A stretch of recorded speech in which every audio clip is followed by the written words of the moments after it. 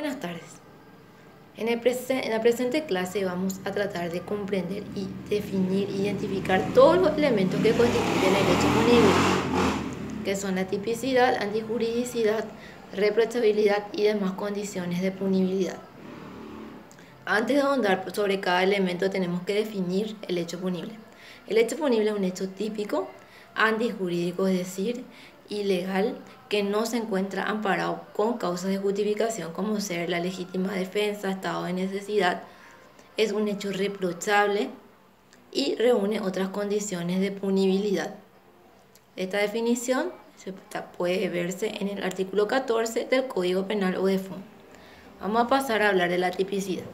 La tipicidad es la adecuación de la conducta perpetrada por una persona a la descripción de una conducta punible por el Código Penal. Es decir, cuando una persona realiza un hecho que coincide plenamente con el hecho descrito en la norma penal, que es castigado con una sanción, ya sea pena o multa. La tipicidad tiene un lado objetivo y un lado subjetivo. En el lado objetivo nosotros analizamos todo lo que es externo al autor del hecho punible. ¿En qué consiste? En el objeto material, el resultado y el nexo causal. El objeto material trata del bien jurídico que es protegido por la norma. Por ejemplo, en caso de homicidio, el bien jurídico protegido es la vida del individuo.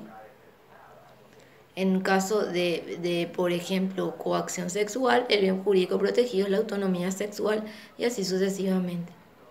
El resultado es la variación de una condición previamente establecida por la conducta de un agente. En el caso del homicidio previsto en el artículo 105 del Código de Fondo, Código Penal, es causar la muerte a un ser humano vivo. Ese es el resultado del tipo. El tipo base. Y el nexo causal es el nexo que existe o el vínculo existente entre el autor y el resultado. Tiene que darse un vínculo, un nexo. Para esto se aplica la teoría de la equivalencia de las condiciones, que establece que causa es cada condición que al suprimirla mentalmente hace desaparecer el resultado típico. Si se dan los tres presupuestos, entonces podemos decir que se da el lado objetivo, la tipicidad. Luego se pasa a analizar el tipo subjetivo, que es lo que atañe al ámbito interno del autor, a lo que está en sus pensamientos, en su psiquis. Ahí se analiza el dolo y las demás condiciones objetivas, elementos subjetivos adicionales. El dolo. El dolo generalmente se define como conocer y querer la realización de un resultado de una conducta descrita en el Código Penal. Por ejemplo, el autor sabe que matar está prohibido y él sabe que con su conducta va a producir la muerte de un ser humano vivo. A pesar de este conocimiento, él quiere la muerte de la persona. Entonces se puede afirmar que existe un dolo de primer grado. El dolo también tiene un lado intelectual y volitivo. El intelectual habla del conocer y el volitivo del querer. Atendiendo a ciertas combinaciones que se dan entre el lado intelectual y volitivo, podemos afirmar que existen tres casos de dolo, según la corriente alemana: dolo de primer grado, segundo grado y dolo eventual. Eso va a ser tema para otras clases, porque es algo un poco más profundo.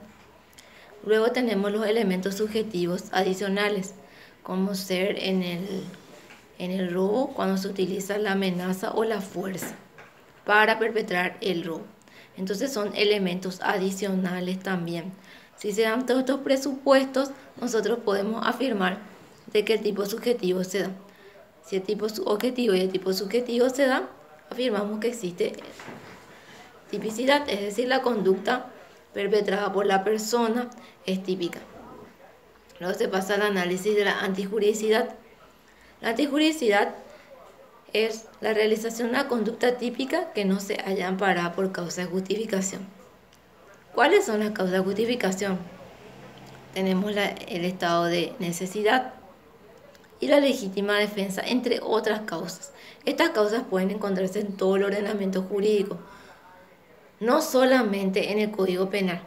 También la podemos encontrar en en varias disposiciones normativas. Vamos a hablar de la legítima defensa, que es una de las causas de justificación más conocidas y más controvertidas, que tiene que darse para que exista legítima defensa. Una situación de conflicto presente y antijurídico, tiene que existir esta situación de conflicto con la pertinente agresión presente y antijurídica a un bien jurídico propio o ajeno.